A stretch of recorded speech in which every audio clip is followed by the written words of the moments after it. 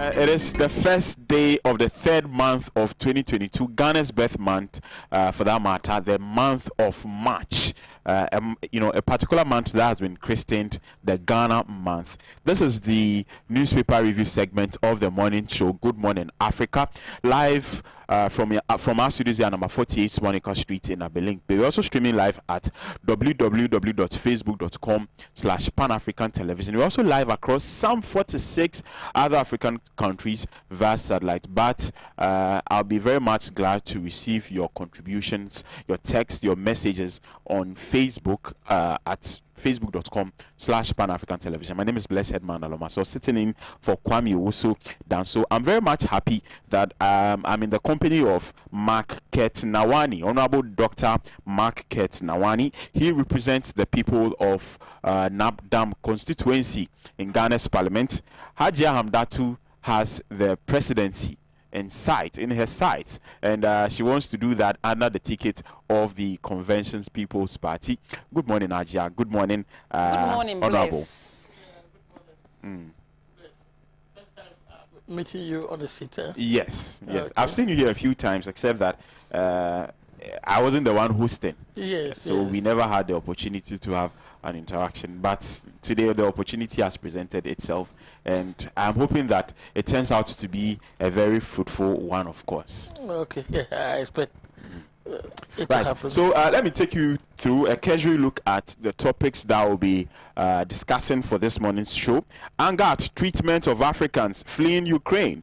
Anger at treatment of Africans fleeing Ukraine. That story has been captured by the Ghanaian Times newspaper.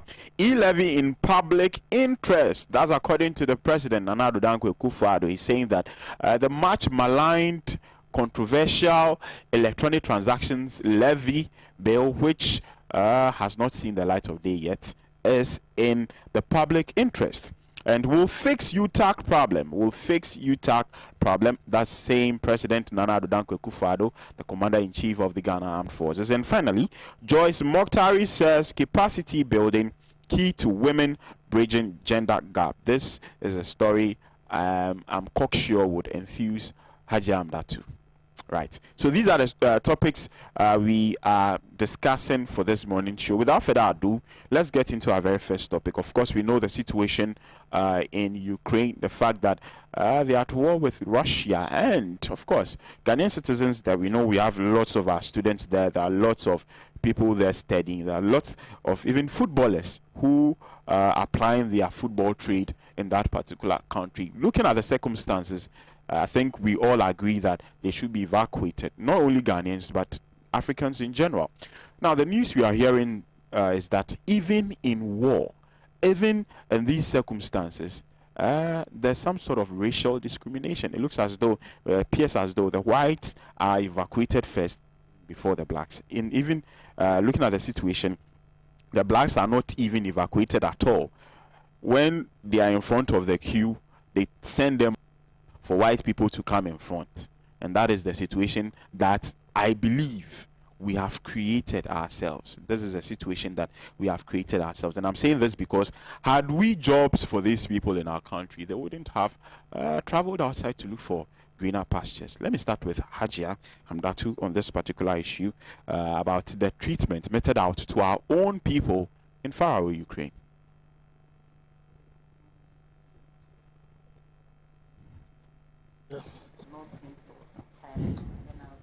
Good morning to our cherished viewers out there, especially the good people of Kombongo, and for that matter, my adopted town of Bolgatanga, because that's where I was born and bred.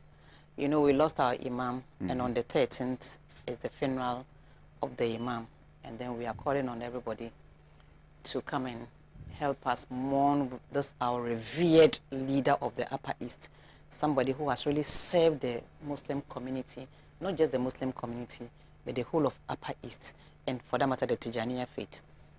You know, bless, when I was coming, I heard some news. I think we should also be looking at happenings even within our country. Because a 6-year-old girl was raped by a drummer in a church. I've seen that story. It's very, very serious. So I think parents, even if you go to the mosque, if you go to the church, and maybe your daughter or your son wants to use the washroom or something, I think you should let an elderly person go with the person, because you wouldn't know what will happen. An elderly person you trust. Because you cannot, how, if maybe we are not safe, and in the house of God too we are not safe, then safe. where are we going to? Exactly. I think it's very, very. That's a good point. Yeah. Now the Ukraine issue, I think, you know, we're talking about our African issue, be it Mali, Niger, Burkina Faso, and then Guinea. Little do we know that our own people will be stranded in faraway Ukraine. You raised a very important issue. I want to concentrate on that, because I think as Africans we have lost it completely, because we find our students going out to learn in Ukraine, in Serbia, and then you'll be wondering, you understand? It is good to go and acquire knowledge, but I'm sure if our countries or our continent has put in place a certain educational structure that will meet the market demand, I'm not sure our people will just be going round, maybe, why? You can't, Legon is training doctors, isn't it? UCC, they are training doctors. UDS, they are training doctors. But you see our young men and women rushing to Ukraine, China, and so on and so forth. But in fact, what is happening in Ukraine, I don't know whether leadership in the world did not foresaw or foresee what was going to happen in order for us to be proactive rather than wait for things to escalate before all the... Because if you look at the Russian history with them, you know, ever since the Soviet Union broke into pieces, let me put it that way, I'm not sure Russia has been a very happy country. It has never been a happy country, because if the United States of America is still intact, EU are trying to come together, and then Russia.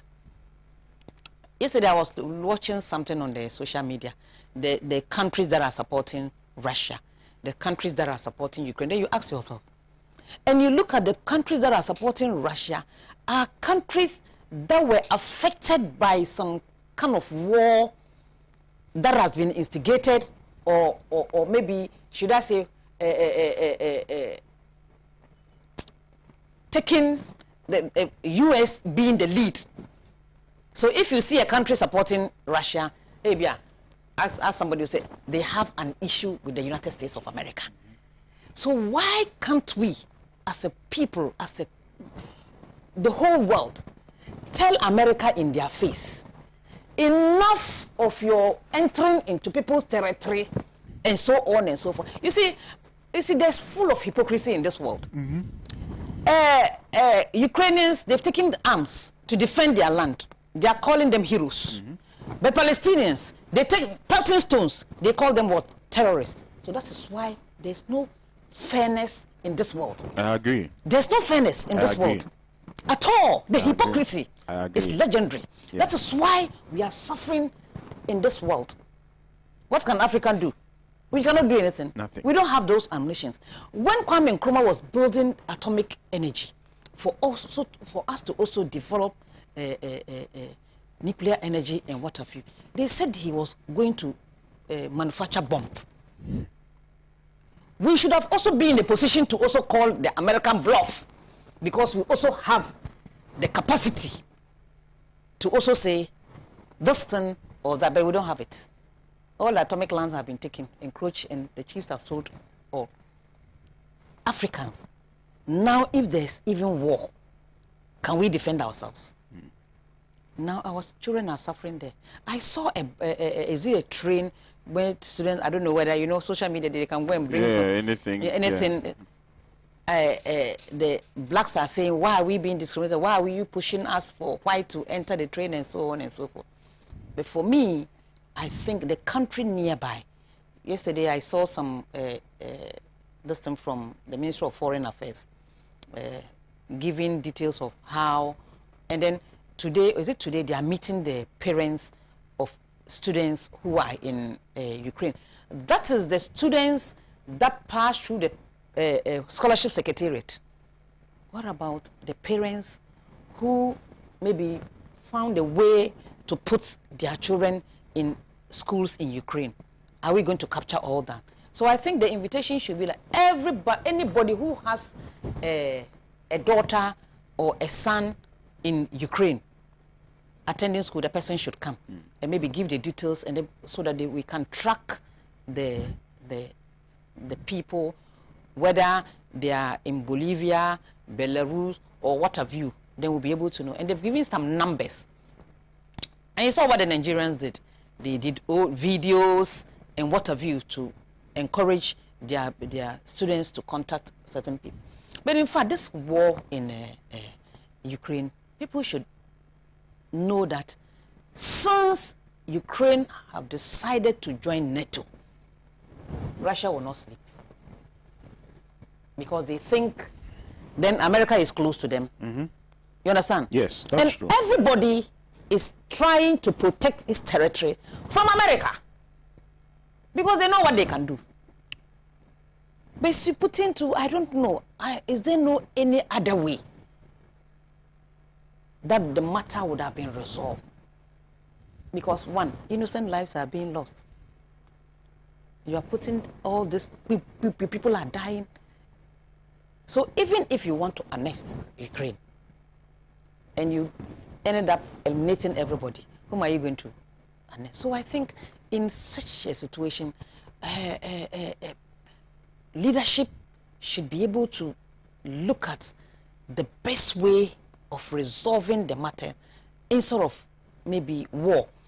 Now, some people are saying that they want to see war. Some of us just saw a coup. 79, is it 81 or is it coup? Just coup. We felt it.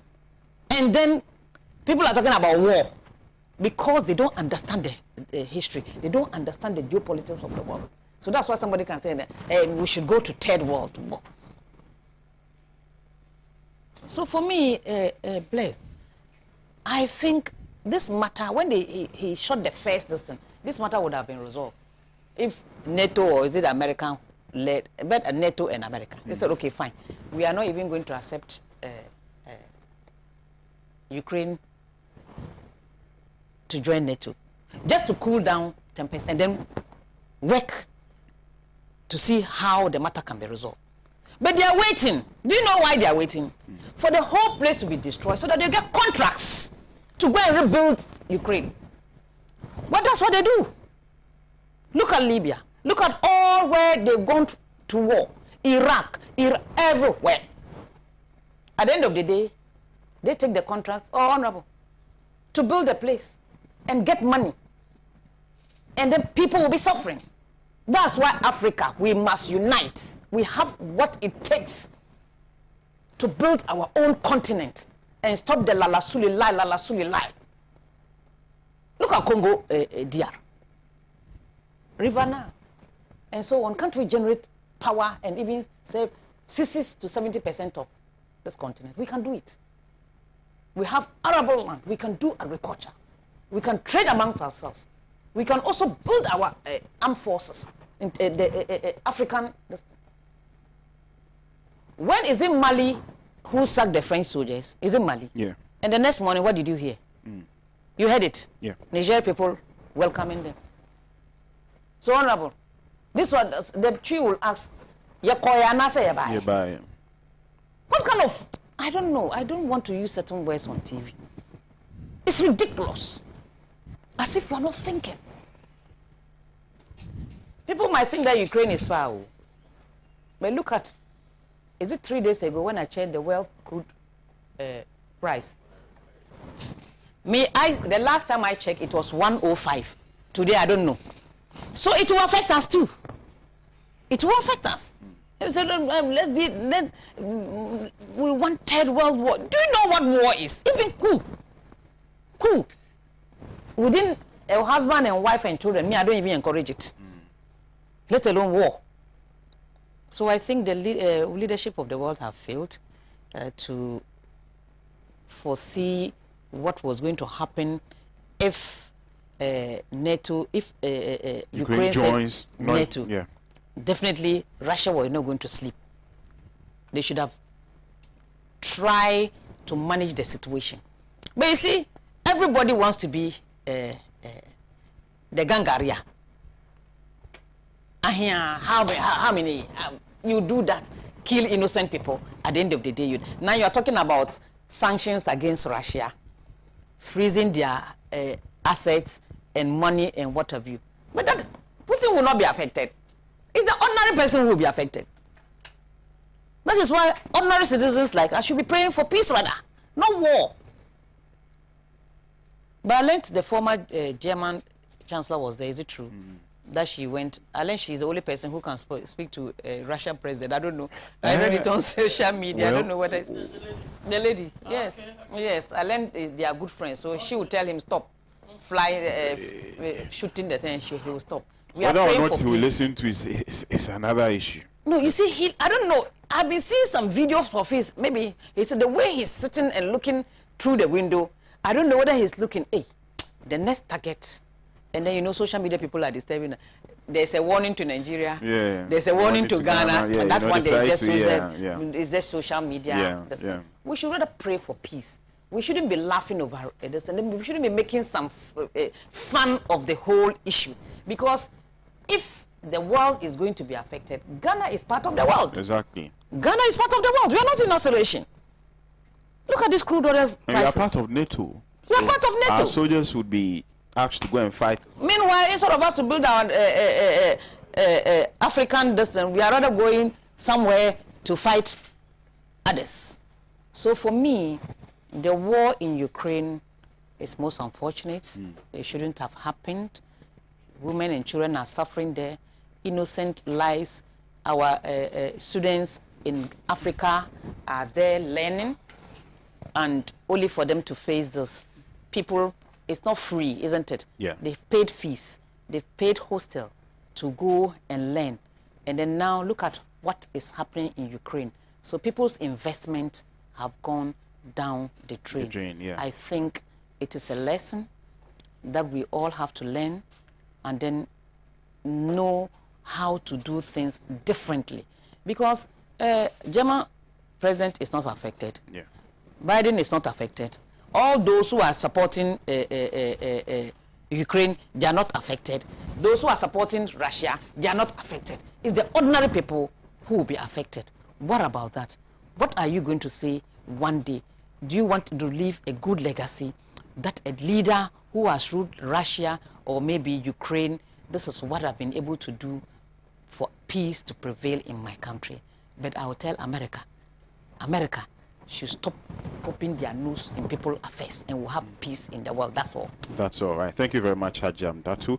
I'll come to Honorable Dr. Kate Nawani shortly. But before that, Miss Ellen Amadeku just joined us. She's looking gorgeous as usual.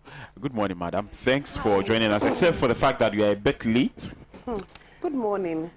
Good morning, Honorable. Good morning, Hajia. As for my lateness, you have to forgive me. I told you last night my son wasn't too well, so I've been running a bit of hospital shift, so please do forgive me. He's doing better. Yes, hopefully we'll be let out of the hospital by tomorrow. Right, amen. Thank God. And so I may look a bit tired, but please do forgive me. We understand. Part of mommy's duties. We understand. Right. You're still watching the morning show, Good Morning Africa, the newspaper review segment. Show by 7 o'clock. You have to dog out for us. You know, the men, they leave. We make sure the children are okay. That's true. So that is the problem. That is so true. That is so true. Right. I'll take Dr. Nawani's submission on the situation in Ukraine with regards to African nationals, the fact that, the evacuation process, even with that, even in war, there's racial discrimination. Yeah, good morning to Pan-African viewers. Today I'm very opportune to be sandwiched between two beautiful women. Let me say good morning to viewers from in my constituency. To Mbane manama yempo ya Zinambe Pan-Africa. Aka Cotton Town na a festival the Pozozo Neda English Neda Asoma. So I'm just greeting my constituents, and there's a chief who attended the festival just over the weekend. I also greet him. Now, as regards the topic is the anger at treatment of African fleeing Ukraine. I had the opportunity to study in Russia. Those days, government used to send us there after A-levels. We used to be sent there, and I spent 7 years in St. Petersburg. So all these areas, I had friends who were studying in Kharkov and Kiev, and all these areas that are under attack. And we used to pay each other visits. I used to go there. They used to also come to me sometimes during vacations. And so I'm very, very much distressed by this war. I'm saying so because, first and foremost, this war is like two close cousins fighting each other. Their language resembles Fanti and Ashanti. Their language resembles each other. Meanwhile, because of the dominance of Russia, everything in Ukraine is done in Russian. Their studies, even Ghanaians who go to study in Russia, in Ukraine, study in Russia or English, but not in Ukraine. That is how it is. The extent to which they are as neighbors.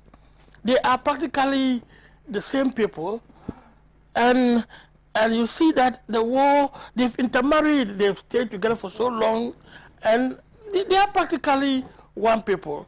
As we are talking now, in the state of Ukraine, I believe the Russians are about 40%. Yes. Typical Russians should be about 40%. Typical Ukrainians should be about 45%. And then possibly the other ones, from the former Soviet Union might be about 5%. So Russia is like attacking a state with so many Russians. And so the people who are meeting Russia, the troops, they're not speaking Ukrainian, they are speaking Russian language. Why are you coming to kill us? We are your people. We are your people. Why are you coming to kill us? But if you take into consideration the history of Russia, the history of the former Soviet Union, sometimes you are compelled to understand both sides. I want to say both sides, both Russians and Ukrainians. You try to understand them to manage the situation in such a way that it doesn't escalate. I'm saying this because, first of all, Russians lost about 20 million people during the Second World War. At that time, they sat down and waited. Oh, they will never come to us. They will never come to us. Even as the winter approached, they still did not go out to fight. When the German machinery, the German army had gotten to Poland, they were still sitting down. Until, the German military entered into Soviet Union, and that is when they started moving to fight. And during the whole winter, I think of 1944, 1945, they were fighting the Germans, and thanks to the winter, that saved them, or else Germany would have conquered them. It is in the light of this that there was enough advancement of them. When I say not just advancement of them, not in terms of war, but in terms of convincing all the former Soviet states, which acted as a buffer for Russia, because you get to them before you get to the real Russia. And so you look at it, and the thinking of Putin is that, no, this time I will not sit down for NATO to move in until we fight in Russia. We don't want to fight on Russian land this time. We can fight on any other people's land, but not in Russia, like it happened in the 1944, 1945. So he's carrying the war to them. To them, yeah. And the fight is going on, not on Russian land, but some other people's land. And this is what has been happening. It is unfortunate, I'll say, because Ukraine, typically, initially, they had presidents and head of states that were sympathetic to the cause of Russia. A country that lost 20 million people, a country that was able to protect all of us during the Second World War. So they had these leaders who protected the interests of Russia by declaring their independence, but not taking any further steps to join NATO or the EU, etc. As we speak now, since 1991 that they broke away, they have not demarcated their borders. And this is what, so there's no international borders for Ukraine. And this is what Russia is using now. That, because before there can be border demarcation, both the two states must agree that this is where my border is passing. So there must be, both states must sign that they agree that this is the border. So since 1991, Ukraine has not even taken the time to demarcate its border with Russia. And Russia is now trying to redefine the borders. When we're one country, we allow you to administer Luhansk, we allow you to administer some states. But now that you are struggling to be alone, the real borders have to be defined. And so this war, first and foremost, is also now defining the real borders in the interest of Russia. And apart from that, they are still insisting that Ukraine should not be part of what? NATO. Whether it is justified or not justified is up to all of us to look at it and probably understand. That's what I'm saying, understand both sides, because Ukraine too now thinks that yes, it's a high time we join the EU because the advantages are numerous. Even exporting labor alone. If you are part of the EU, your citizens can go and work in any of the countries, get money, repatriate it home. Exporting labor alone is going to bring them money. I'm not talking of any other products. Apart from that, Ukrainians are well educated. Indeed, in this world now, they are one of the countries that can provide university education at a very cheap cost. And that's why everybody is getting there. And I'm telling you that it's quality education. Quality education at a standard not less than that of the Russians. Medical education, they're able to provide it at about $3,000 per year. That is cheaper than in Ghana here. If you don't get the chance to go into possibly the government medical institutions. And of course, it is not the fault of people, Ghanaians who are leaving Ghana to go outside and get medical education. Because the market for medical doctors is there, and the universities are not able to absorb all the good grades. I know people who get 5 A's, 6 A's, and they can't get a medical school in Ghana here, but they can study medicine. And so they go out there to search for greener pastures. So this, come again? It's expensive. Yes.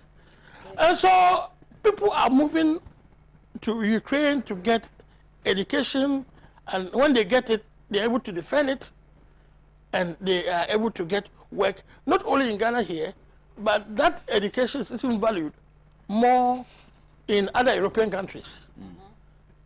So not everybody gets that education with the aim of only coming to Ghana here, no, but going to other European countries. Now the problem that they have now is that They are all escaping this war. They are all escaping. And when I was looking at CNN, I was surprised that they are also being discriminated. Yes, they get to Poland, especially Poland, the Poland border, and they are being kept aside. That no. While others are not being asked any question, they just walk through. They are being stopped and asked to produce documents here and there. How can you produce documents in this war? What kind of You know. is that? But I must say that we have to ourselves also to blame. Yeah. Because even in normal times, we have people who escape to Europe without documents. Who go to you see, it's easy to move from here, find your way to, let's say, a country like Romania. Romania, we don't take visas, or Russia, or some other countries. Then from there, you use that as a stepping stone To move into proper Europe. Such people too are there. And it is because of the behavior of such people in peaceful times that even in the war, they think that... But honorable, war, there is war. They They should just think allow that- them to pass. Yes, they think that they must Human life is throw... more Do important we know than- the next good. missile when it's going to Yeah, come? yeah. But that should not They are be just the case. heartless. Yes, that should not be the case. You know, because like Haja is saying, in times of war, the situation is different. It's different, right? They have to relax the rules. You know, I know they have all these, they have protocols for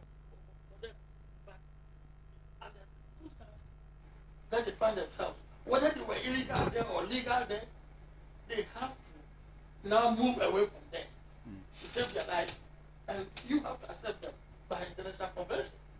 So so to look at them and try to discriminate against them, I mean, it's unfortunate. These Poland people, they're heartless. But, you know, that's why our country, the government, has to come out and state their position on this issue. It's in very, very strong terms. If it was some other place, by now we'll be demonstrating against Poland in this country. We'll be demonstrating against Hungary in this country. Actually, Romanians, we don't need visa for go there because President Kuma has a very good relationship with them, Romania, and yeah. he had been able to Maintain, that, yeah. Status quo. That is it. So if you're able to get to, you're a Ghanaian, and you're able to get to the Romanian border, I believe that you have a carpet treatment to walk through if you can produce your Ghanaian passport. Right. Yes. And so we should, our government should not relax on this. They should come out, issue statements, and ensure that, the right thing is done. Right. Because at this time, we cannot directly fly to Ukraine and ask that we want to evacuate our people. For what? It's not possible. It's not possible. The airspace is not Shut, yeah. It's not safe. The only way is for them to get to neighboring countries, and that is usually at the southern side, and that is Romania, Hungary, Poland, Moldova, these countries that are there. Say that from there, then we can do some form of arrangement and get them home. Right. So the students should also, I would say, take very good care of themselves, because now it's very, very dangerous. It's very, very dangerous. Right. Yes. Right. Thank you so much. Let me come to Miss Elena Madeko. Hi. My greetings to you, Honorable. Honorable, I'm the same lady you were meeting at GBC. That's what I was Yes, I'm the same person. Yeah. Because of the And good morning to Haji. And good morning to all the NPP members up north. When I come here, I always greet them up north because I know they watch us a lot from there. So all NPP women, especially women organizers and the general women, as you all know, I am contesting for National Women's Organizer for the party. Now you're very clear. The time we meet at Yes. GBC, you always spoke as this social commentator. Yes, at that time, that was during the COVID. I was more on the business side. We were talking more of the food issues, but I've always been NPP and I've never hidden it. I'm not saying that you did it, but Anyway, so you moved from the center. Honorable. You were near the center.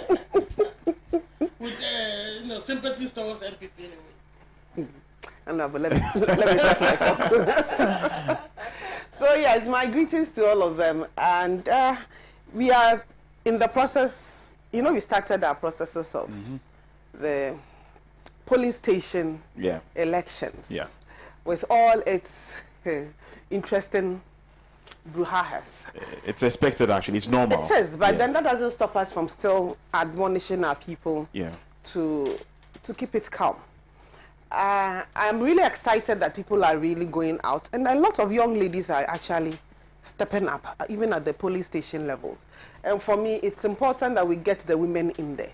I think the men, you've done a good job so far managing it, but it's high time we helped you, right from the most basic of the party hierarchy. So that's the polling station. So I'm so excited the women are going in, and not just for women organizers, they are going in for secretaries. Some women are even going for polling station chairmen. And for me, it's exciting. I hope we still take that same strength when we go to the constituencies, the national, and then the regions. So my greetings to all of them, and let's keep it sane. Those who are throwing furniture and throwing things, I beg you, for the love of God, please keep it sane. And those who are sitting on the forms, you will talk about it later. So yes, we are talking about Ukraine and the issues there and their treatment of Africans. I am a very interested person in this matter because my niece is a student. Well, she's still a student, was a student. She was doing medicine. She's almost done. She's been there for 6 years. I believe this is her final year. And so we're all excited when this year she hit. We're like, oh, by the grace of God, she'll be done. She left Ghana when she was 17. So she's one of the very young people too. And so this year, in December, she'll be 23. Oh. So just when we're just getting ready, and then this just hit. And I can bet you, Hajia and Honorable, last weekend we didn't sleep. Because she was in transit, she got to the Romanian border, the border was closed with her friends and church members. And then they had to do, it was a total, I don't know what to say. We couldn't sleep, we were keeping in touch, her phones were off. And then you hear this news. That is why this week I have not been too nice to Honorable Okujeto Ablakwa, because that thing he said on TV3, where he said a bus carrying Ghanaian students had been attacked. Yeah. When it was not true. So people like me and my brother and our family, you can imagine what we went through on Saturday. So as much as I know he's concerned about what is going on, some of the information, I'm happy the minister spoke about it when she came on Sunday, that some of these things you verify, because parents, it's not a good thing, no. As I said, my niece was 17 when she left Ghana. And she's been there all these years, no problems. We're just expecting her back. And you know she's in transit. And you know all these issues. So I'll beg us, especially our politicians. And some of these things, there are very easy ways to cross-check. Honorable Okujeto Ablakwa has ways and means. He has access to the minister and the Minister of Foreign Affairs. And for every information, he could simply have cross-checked and not giving pressure, high blood pressure to parents. I know that he's on the opposition side and he has other things that he's involved in. I beg him, he should still stay with the plains matter and leave this matter for government to sort it. No, let me. Oh no, but when you're talking, I didn't speak. Let me finish. I haven't said he's not. So you should just please leave me and let me talk. No, oh no, but when I'm done, when I am done, he does it. You do not show concern by sitting on a national TV and telling everybody that Ghanaian students who are in transit have been shot at and bombed. You don't do that. You said they've been attacked. They've been attacked. Yeah. That is what he said. They've been attacked. Yeah. When you don't have any evidence to that effect, do you know what that meant for the parents? Did he think about them? So please, no. Don't interrupt me, please. Don't interrupt me. Because what we went through on Saturday wasn't funny. Miss, what we went through on Saturday wasn't funny. I was just going on slowly. Please let me finish. Parents are sitting somewhere. They are going through a lot. And then you sit on national TV as a member of the ranking committee on foreign affairs and you state this without evidence. What do you mean by without evidence? Where is his evidence? Which Ghanaian bus or train has been attacked? No. Where is his evidence? He's saying Please, honorable. Come. Don't get me right. I know what I'm saying. You don't correct me. I correct myself. Please don't. Come, honorable. Please, I'll come in when the need be. Kindly. When you were speaking, there were a lot of things you were. No, I'll come in when they. There were a lot of things you were saying I didn't agree with. I kept quiet. Please. I kept quiet. Please let me proceed finish. kindly. And he didn't say this Kindly. No. Leave it for wait. Kindly. You can leave it for please, please, kindly. He didn't say Proceed. it on his page, Facebook page. He didn't say it on his status. He went to TV3 as a member of the ranking committee of a ranking member of the Committee of Foreign Affairs. So definitely whatever you say has an effect on people. And we're in the middle of an evacuation, getting children out in the middle of a war. And then you say that Ghanaian bus or a Ghanaian train or a Ghanaian anything has been attacked. No. I think I would have to walk out. Oh yes, I would. I'm talking. You are talking to me. You are talking to the. You are talking to me. You are talking to the audience. Miss Deku, kindly. Miss Deku, kindly. Miss Honorable, please, kindly. I'll come in when they need. We have parents Kindly, who are going through a lot, who are trying hard to find where their children are. You do not say that. And that is what I want him to be aware. Right. He either apologizes to the parents or Honorable and his people keep quiet and let us talk about it. Right. Kindly proceed, please. Right. Now on this issue, as I said, he should stick with the aeroplane matter and leave this for the government in power to work out. Right. When we are done with evacuating the students, when we are done with getting our people out, he can do all the politics we want. Until then, I beg him in the name of God, he should keep his politics out of it. That's all I'm saying. Moving on, by the grace of God, my niece is one of those who have been evacuated. We've been evacuated. Right. And I'm really praying that the other students also get out, because it is not a funny thing. When it is really close to you, that is when you understand what it means. It is not funny. The parents, I hear some of them are meeting the students. They are supposed to be in London this morning. And then there's a meeting at the conference center today. If you're a parent and your child is there, and you haven't heard anything from them, please, as soon as possible, get in touch with the Ministry of Foreign Affairs and let us look for those Ghanaians, because they are our people and they have to be brought home.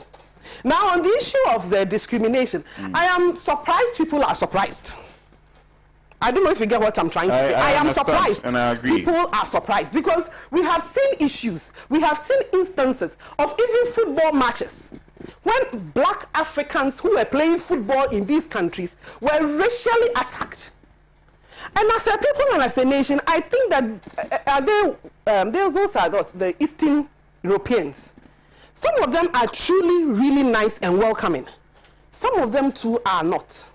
And for me, I'm happy that this thing is being brought out. The situation now is telling us that we might think that the slave mentality, the racist mentality is gone from this world. It is really not gone from this world.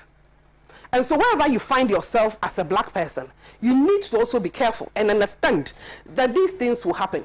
I condemn it in no uncertain terms, because in a situation where there's a war and people are running away, you do not ask them to produce their documents. And with the video I watched, the excuse that I heard they were giving to the people were that they wanted the women and the children to leave. I'm asking also, the black women and their children, are they not women and children? Because all of them were kept back. And I heard there's a doctor, a Nigerian doctor, who had been at the station and in a queue for over 18 hours. When the train arrived, they were all asked to stand aside, and those who felt they were citizens and had a lighter color or were white were asked to go. This is what Africans we go to. Then sometimes when I think about doing the proxy war thing, I think it is an absolute waste of time. The people that you are fighting for, those people who are speaking for Ukraine or they are speaking for Russia in relation to this, they do not respect you. They do not regard you as...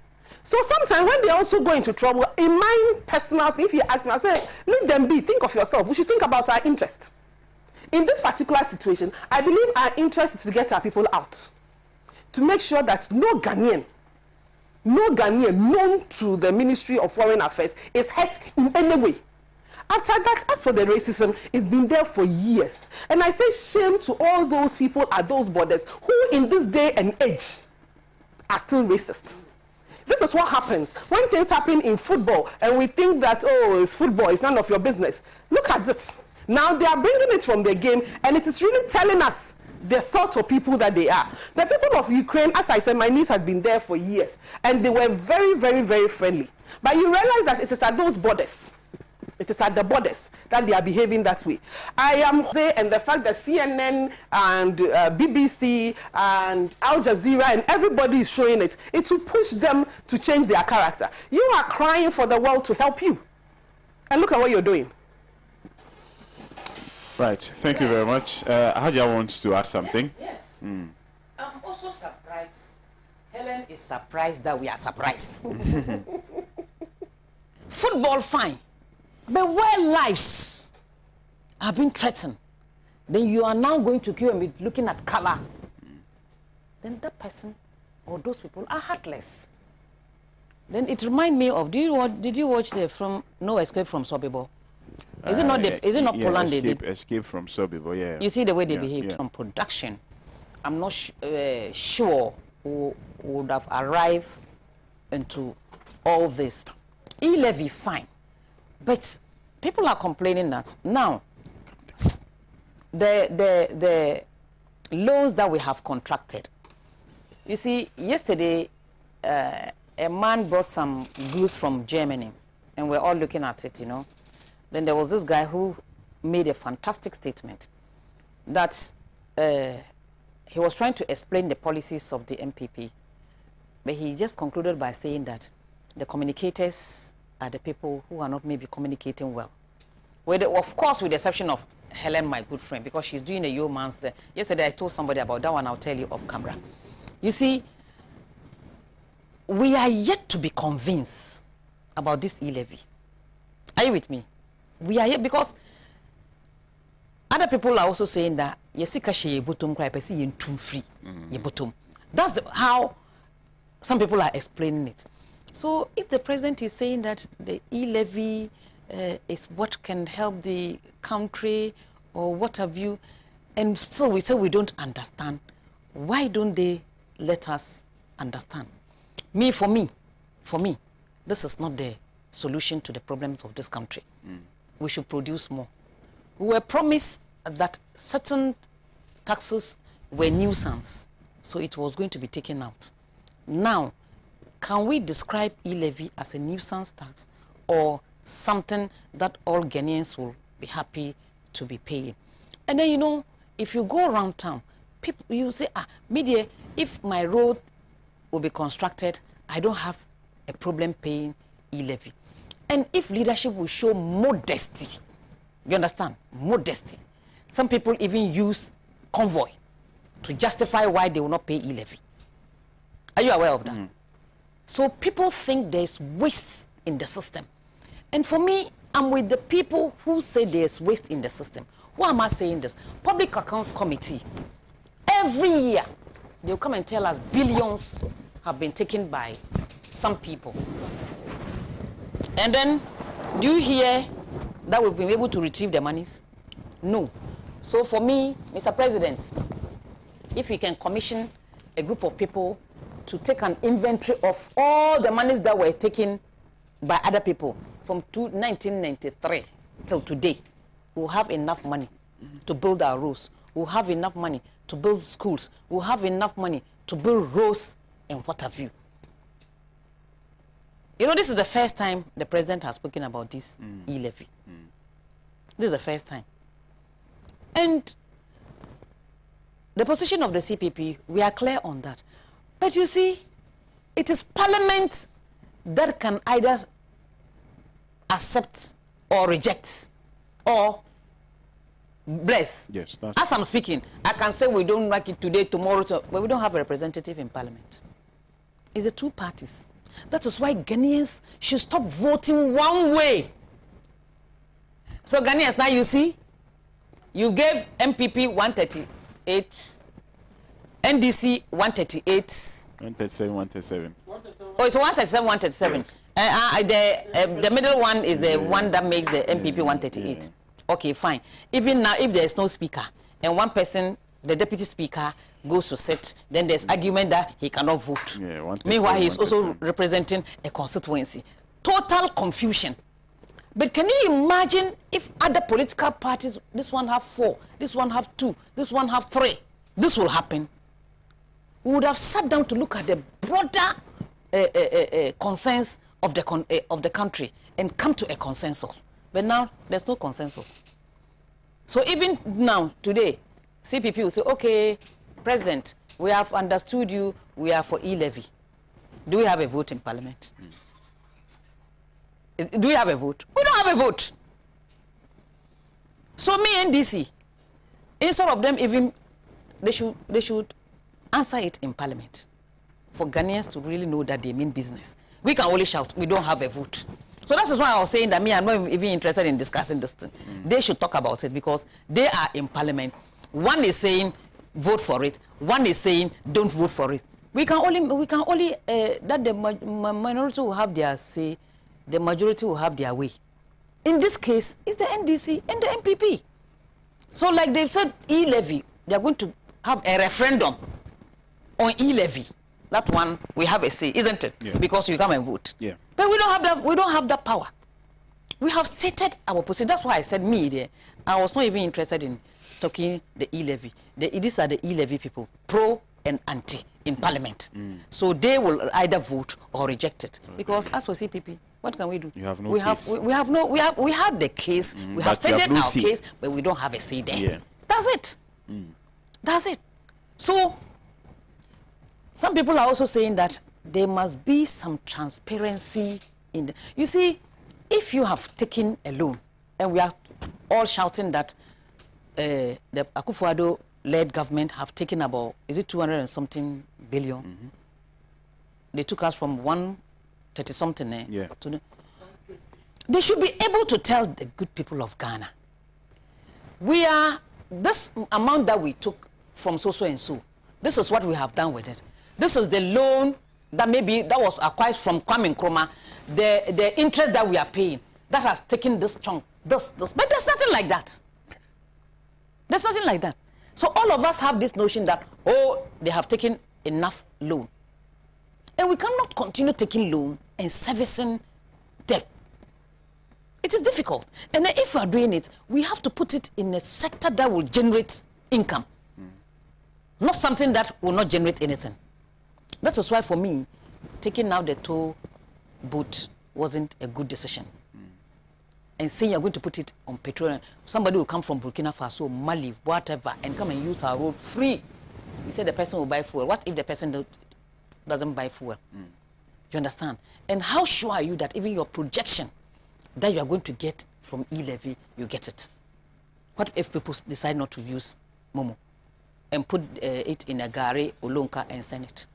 So I think we have to explore ways of generating revenue. We've said it here already.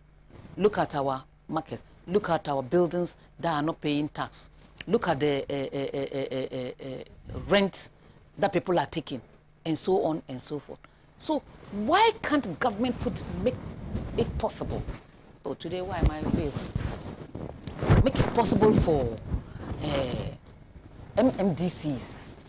You structure your town in such a way that, because everybody should pay property rate. Look at Airport Residential. Look at Kanda. Look at Kwabenya, where I am. You have done numbering of houses. It should have been captured on a data, whereby they will know that my house number is GW 0375-7007.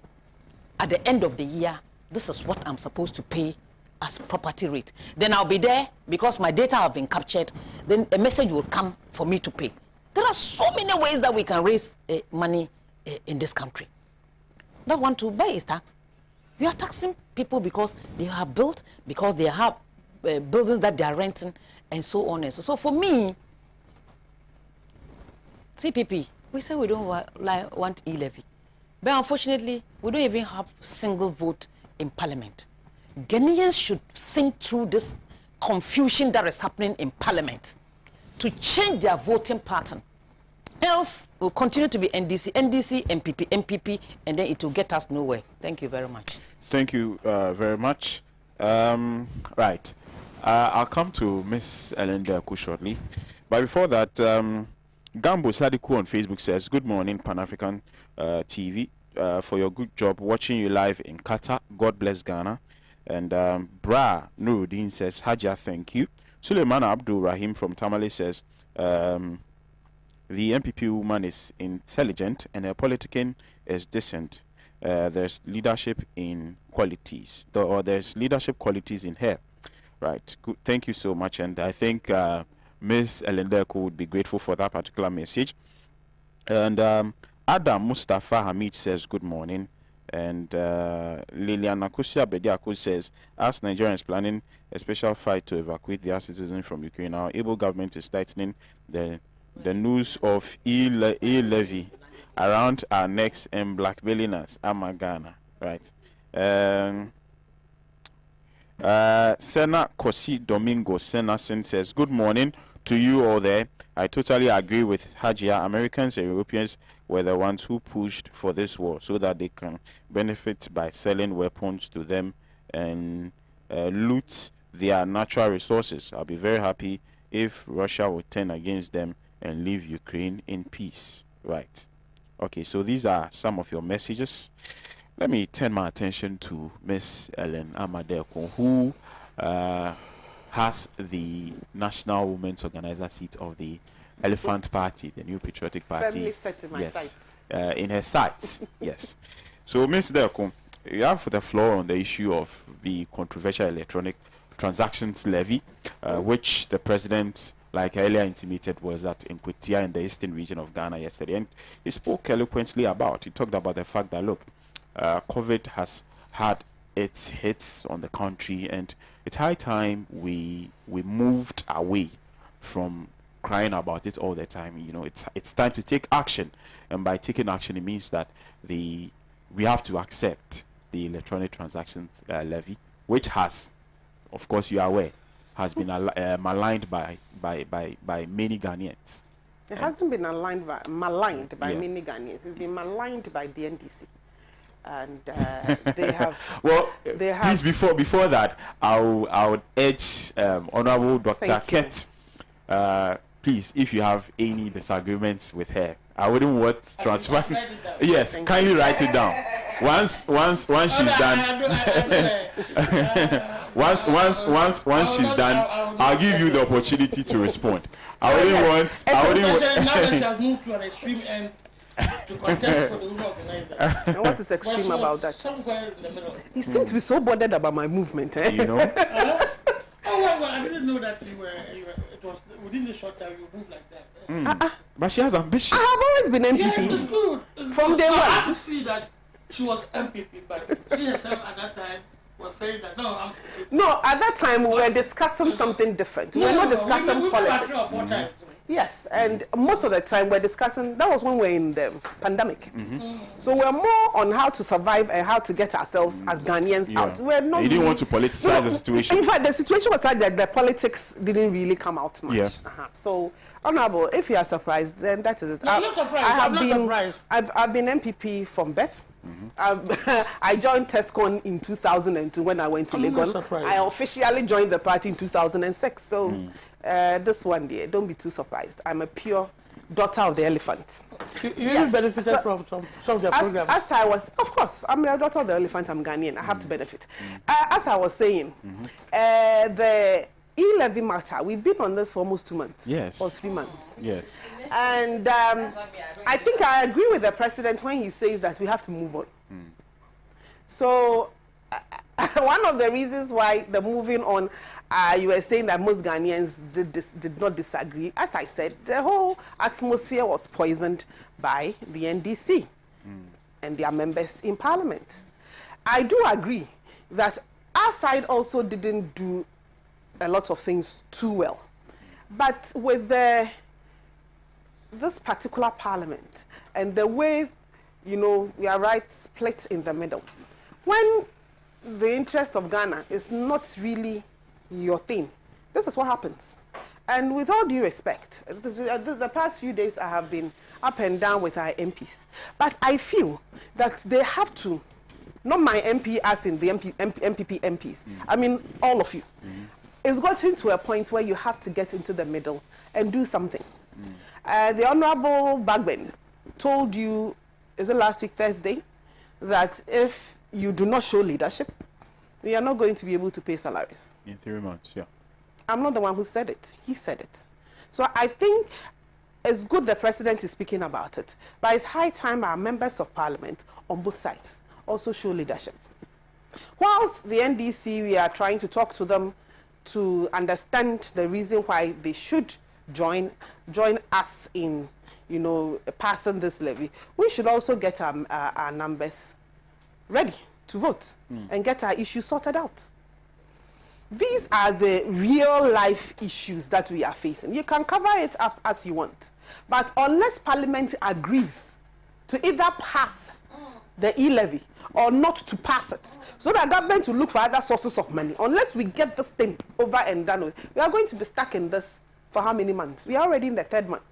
And to be honest, I think I side with a lot of Ghanaians. We are getting tired of this matter.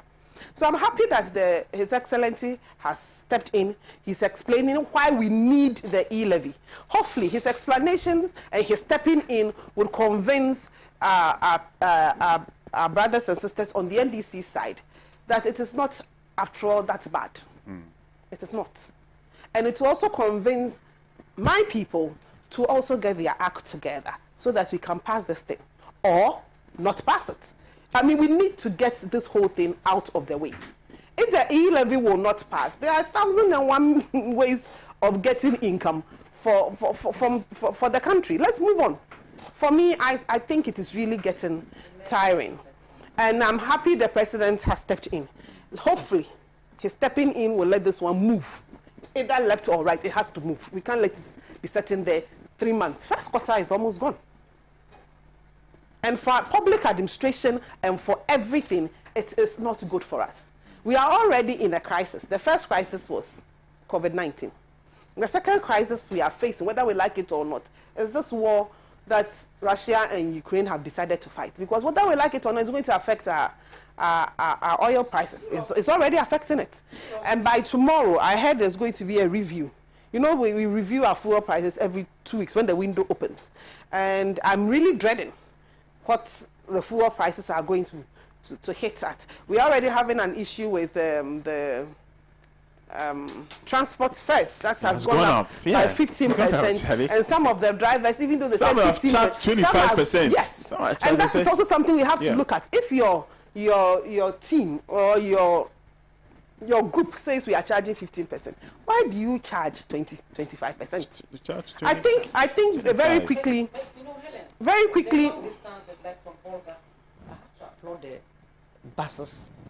They've not gone up too much. That is what I'm saying. That they all agreed. Even some are still using the old one. They all like agreed. They all agreed that they were going to charge 15%.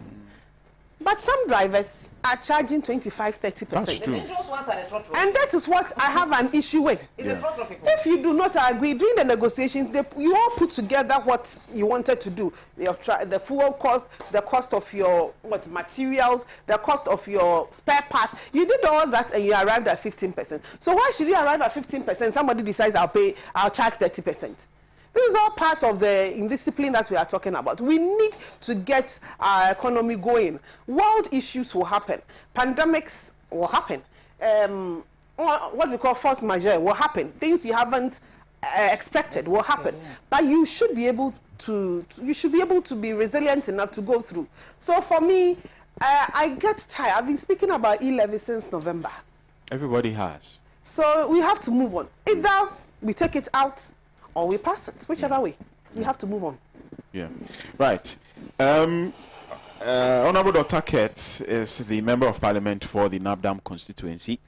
Yeah. For someone who is in Parliament, I think he is very much abreast with the issue of E-levy and is in the position to tell us the reasons for which there's been some sort of lethargy with regards to passing of this bill, has the bill been placed before Parliament again? It's still there. They haven't taken it. No, the old one is still there. It's still there. It has not been withdrawn.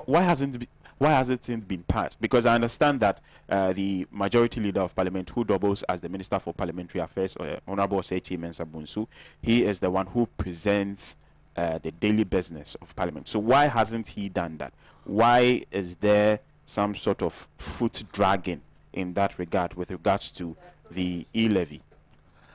Yeah, it is this surprise element, you know, this way of doing business that has actually brought this stalemate as regards the E-levy, where formally, for example, you know that whatever is before us is, if it's even, let's say, 4 or 5 documents, there could be just one area they might like to just change. They can easily, it's on the computer, they can easily change that particular area.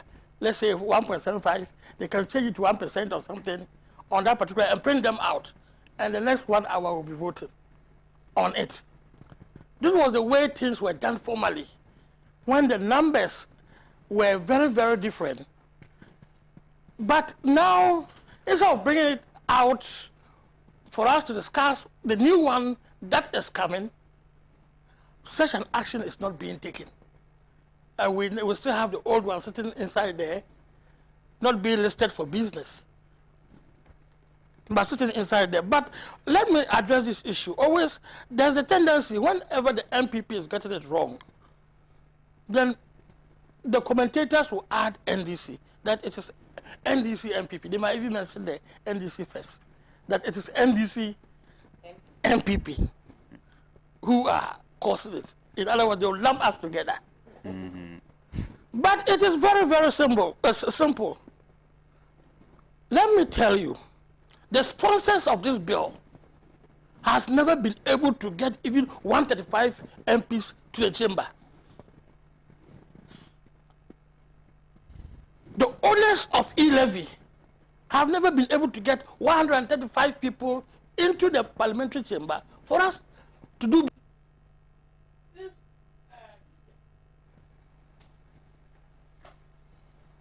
You forget about this, as if the numbers are too close and we are struggling here and there. They know that if the voting process should end, the NDC will prevail. Because we know each other. As we stand there like this, we know who is where and who is where. Who is not happy and will not be around today, or is abroad, etc. Even if they arrive at the airport, we usually know that this person has arrived at the airport. And then he's coming to vote, to go back and take care of the baby. Or that type of information. So the owners of E-levy, which is the MPP, cannot get their numbers to come and vote. And why don't we rather exploit to understand this phenomenon for a government that is in power,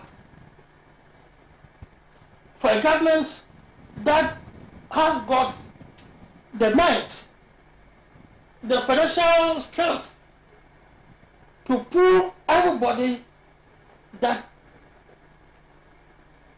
it wants that person to vote to Parliament. Why don't we rather exploit that thing? But always, and when the day they'll get 138 to Parliament, that day the E-levy will be passed. The E-levy will be passed without any resistance. So when they pass it, in case, No, I'm not saying you even win, because we are CPP are coming to settle we will this. know. We will know. Will you cancel the E-levy in case? In case maybe they are. When we get there, They'll cross the bridge You when see? they get yes. there. But That is if they get there. I don't want to speculate. I don't want to speculate. But Okay. what I'm trying to say is that the day they will get 138 MPs of the MPs, or the 137, because the independent man is always in Parliament. So the day they will get 137 MPs in Parliament, on that day, They will pass the E-levy. E-levy will be passed. I see. As regards the So NDC, none of your side will vote for the E-levy. we have now taken a stand that the public, you all know. Yes. But we are not against the process. We are not against the rule of law. We are not against democracy. Democracy is that when you go the way of the majority. Once the majority wants it this way, you follow. And so, come with your number, come and take. Even that day, when we see it, we will not even go for a vote. You just give up. It's possible. We know. As we're sitting down there, we know the empty chairs. Our names are by this thing. Yes. We know the empty chairs, our names are by the distance, in front of us. So when you're going to be defeated, you know. And what the MPP wanted to do was to use what our local people would say, Takashi. When you know the 5 of your members are not there, and you still want to have a vote. I mean, we say we want a vote. And you think that you can maneuver and let the people count in such a way that, or do it in such a way that still you emerge victorious. This is what has been happening in the chamber, and we will not allow that. Simply, this is what has been happening, and it will not happen. Even the day that first deputy speaker was sitting, the speaker, they still did not have numbers. I don't know why they still wanted us to undergo this strenuous process. They weren't having, about 4 of them were not there. They should have allowed the vote to go. They wouldn't, they were just doing like this. You know the people went to pull the seat and brought to the fight. No, so he wanted to go vote. No, that one. You see, my point is that, Honorable, please, I beg you. Yes. If you said about 4 of their MPs were We're out, not Yeah, we were okay, not you around. say Yes. the calculation is 137 Yes. with the independent guy. Yes. So that makes, and then the speaker was not there. Yes. And the deputy speaker was in the chair. Yes. You should have allowed them to vote. Even No, if he votes, no. still they will No. But he said No. But it still doesn't. No, it still doesn't justify the fact that if it is illegal for him to What is vote, then illegal? no. If he voting was illegal at the time, It is not illegal. It's not if he illegal. voting at the time, It's not illegal. And you know, It's not illegal. It's representative. So don't go whether legal or not illegal. It's not. Well, It's not. well, so I They think should have allowed it so that they will lose and will know that. no. I think that They too, I'm telling you. do know. It's scratch my back. No. NDC and people were being smart. No. No. If you have the numbers, you should have allowed the process. That's what the confusion was not even the Takashi. somewhere in the middle. It's not getting to the end of their counting. That they said, oh, let us, it was something that was not expected. It's you count all those who have voted, and now you can add yourself. But he said that, oh, let this person come and take the seat, and then we get up and also go and vote somewhere in the middle. So we said, I mean, it was just a confusion. But whatever the situation is, bring your 130, bring your numbers, come and pass your E-levy and make your grassroots happy. We are going to hold on to our 137, irrespective of all attempts and etc. to change the system. We are going to hold on to our 137, and we will always try to be in the chamber to hold on to the interests of Ghanaians. Ghanaians do not want this E-levy.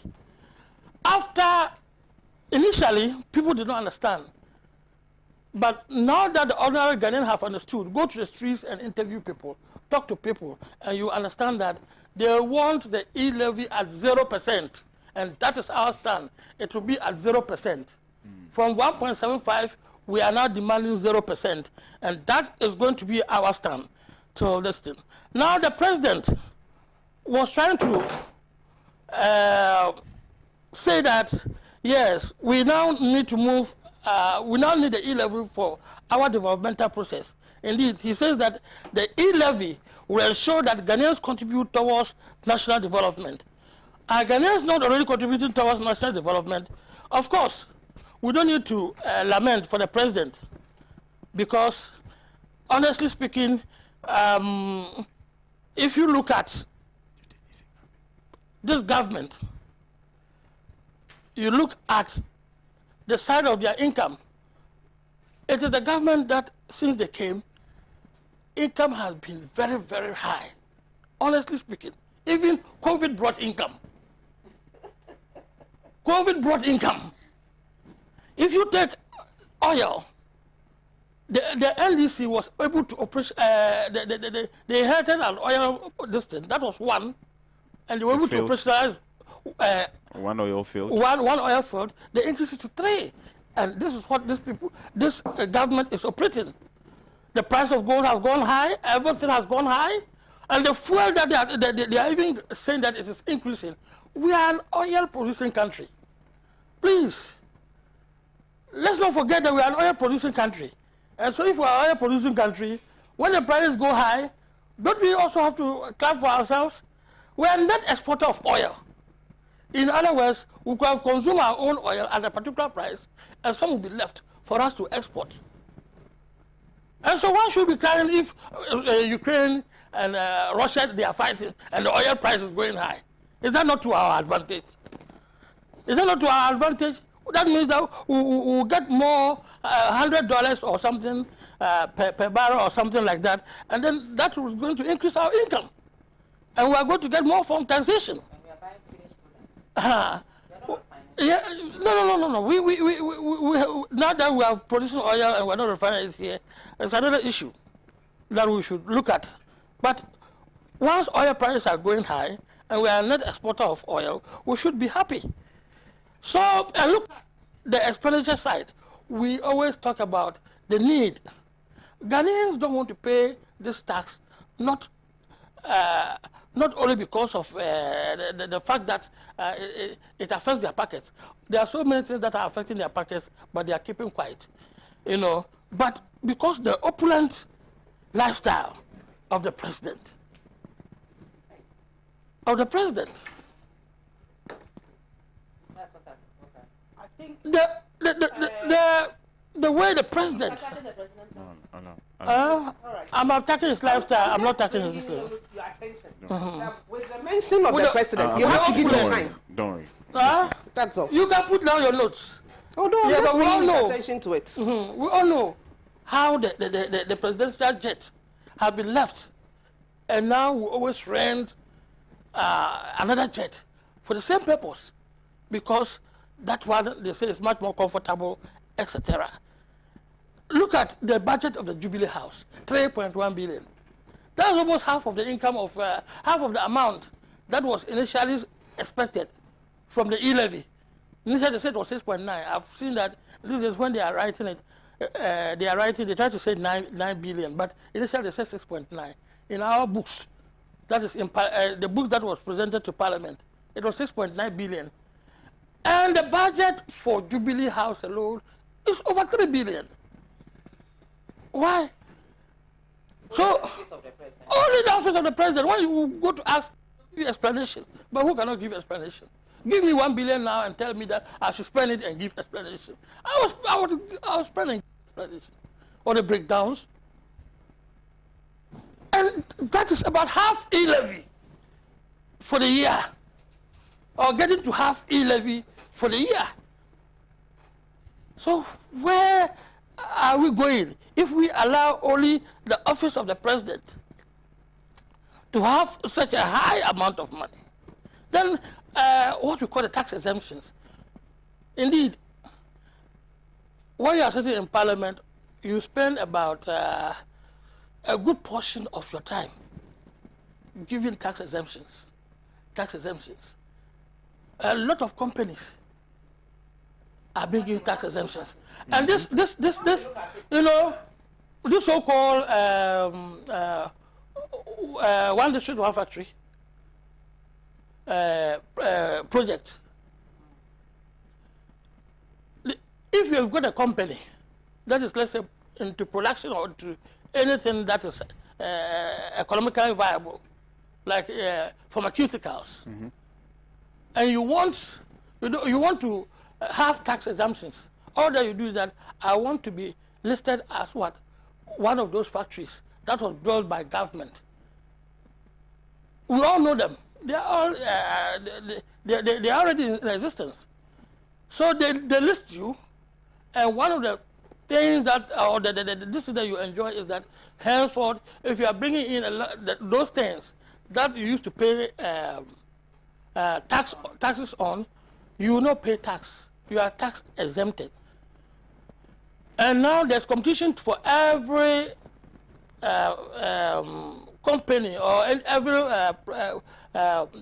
factory to join, because if I'm producing tomatoes and you are producing tomatoes, you have hustled or found your way to join, and you are not your inputs, you are getting tax exemption, and I'm not joining.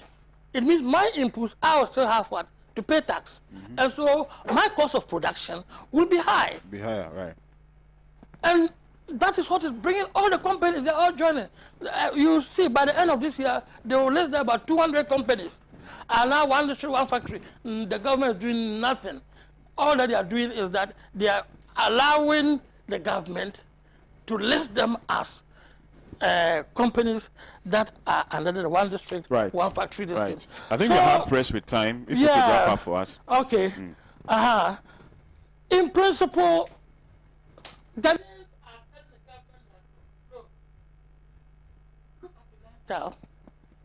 get the expenditure side right. The 20%. Yeah. Make sure that your own, which is at the Flagstaff House, should be cut more, because 3.1 billion cities as the budgetary allocation for the presidency is too much. Right. Thank you very much. I'll give each one of you 2 minutes for final words, and I think Ms. Ellen would want to respond to some of the submissions. You know, that all of a sudden in the last 6 years, President Akufo-Addo is the only president of Ghana who travels by private jet. I want to ask, with all due respect, the other presidents who are gone, I mean, from President Rawlings down, because that's what I saw, President Rawlings, President Kufuor, President Atamils, President John Mahama, when they were traveling, or they had to travel outside Ghana, and there were issues with the jet or the Ghanaian aircraft. When they were traveling, please, what were they traveling with? That's a simple question I think we have to be asking about. Sometimes commercial. About these issues. Right. Definitely. You cannot tell me that President Akufo-Addo is the only president of Ghana who has traveled with a private jet. All other presidents, when the need arises, do travel with the president. I can tell you on authority that Mr. Akufo-Addo has not changed his lifestyle since he became president. Whatever he was doing, he still keeps it that way. The only thing that has changed is the fact that he's now president. And therefore, by our laws, you have to keep your president safe, and you have to do certain things for your president. But as a person, he hasn't changed. So I find it very interesting when Honorable and his party keep on behaving as if Mr. Akufo-Addo is the only president of Ghana. When they were in power, with all due respect, were they traveling with Aboboya, or they were traveling with bicycles? What is this sort of fascination with the president's lifestyle? Right. Thank you very much. Thank you so much. Is it envy? Right. Is it jealousy? What is it? Right. Because as I said, the man was leading his life before he became president. Right. Thank you so much, What is it? Miss Ellen. Let me come to Ajia. Ajia, final words. 2 minutes. No, my issue, Honorable was talking about the E-levy, and then we're talking about cutting down on expenditure Yeah. and what have you. Government expenditure, yeah. So parliamentarians too, have they thought of this every 4 years? Every 4 years. Is it morally right? I'm asking, is it morally right? Article 71 holders. That is what I'm saying. You see, this our constitution is another problem. The entrenched clauses. Why should some few people? The president is saying few people are paying tax. Fair enough. So that tax that they are taking from these few people cannot take care of the government purse, isn't it? But still, some few people too are enjoying from these few contributions by the few people in this country. Thus, ministers of state, parliamentarians, judges, and so on and so forth. Civil servants. And so you see, a civil servant, some of them even take more than the president. Yes. Look at the list we did last week. Yeah, some take as much as 90,000. 90,000 Ghana cedis. Why should a chief executive take 90,000 Ghana cedis? The president, is he taking 90,000 Ghana cedis? No. Even he's taking more than the president. So I think we should look at it holistically. Right. The Constitution, the Article 71 holders. A chief executive is finishing his term of office. He can buy his vehicle. A vehicle that was paid for about $100,000 or $120,000. He will go home with it for 7,000 Ghana cedis. Yeah, that's the chief director I'm talking about. Chief executive. Oh, sorry, chief directors. You understand? Right. It is not fair. Right, Tata, thank you so much. You see, as for the fairness, it is not fair across board. Right. We should stop taking ex gratia every 4 years. Every 4 years. Right. Somebody who has been in Parliament, Nantin Kodoko, is taking benefits from ex gratia. You understand? Honorable. They are not talking about that. I will say that They are not talking about ex gratia. As for the car loan, it's a loan they'll pay. I'm happy they are all coming into politics. But honestly speaking, you are coming to the No. Mainstream politics. Mainstream politics. Where there's real competition. To understand that ex gratia, honestly, ex gratia, You need it. cannot be up to 40% of my bill. I'm just hinting. Because we created it. We created it like that. I said that. Why should even people go and be paying people to vote for them? Ex gratia cannot be 40% of my. We go and promise bill. heaven on this earth. It's money when it comes. Just scratch it away. Yes, you scratch it away to fill a hole that you have left after your campaign. Yes, that's all. You know, it doesn't. You can't use it for anything. You just add it, scratch it away. And I'm telling you that I don't want to say it. Someone will think that the ex gratia is small. I'm not. All I'm saying that the campaign bill is high. This is what I'm telling you. And as we are moving into national distance, you will see how those dynamics play, and you will know that. Right, Honorable, thank you so much. Right. But Abroad, they don't give them cars. No, they don't give them cars. They don't give them buildings to stay in. Right. They don't give them fuel. They don't give them anything. They give them good salaries. Right, yeah. Right. They give them Having good said, salaries. yeah, Your salary is not good. having said that, Honorable, having Then why are said people that, struggling to go to Parliament? Why are they fighting, killing right, to go to Honorable, having Parliament? said There is that, something there. Something is there. Me, I didn't The fight. chairman for CPP. I didn't fight. She wants to be the woman organizer. No, me. Are we fighting? When they said they didn't like me, can't you see what is happening? well, Me, I Haja was will be contesting for president. president. Now I'm going for flag by Rashid. Right. Hajia for president. One day. Right, thank you so I much. don't have any It's interest been in Parliament. Another interesting edition. You see, somebody used. She used Obana and became the MP. I'm going to be the one in the Java. You understand? The one in the Maya. The president. Politician or every soldier would like to be a general. So all of you want to be generals. That's Or may ask for Parliament. They have given up. Whether Parliament because there's stress. some other Vice portfolio, President or right. President, Me, they are going to be president. Parliament. You Right. see, me, Thank you I'm so going to be much. president. See you same time tomorrow. My name is Blessed Man Alamasa. Thank you, Hajia. Thank you, Honorable. Thank you, Miss Ellen Amadekun. See you same time tomorrow. Bye-bye.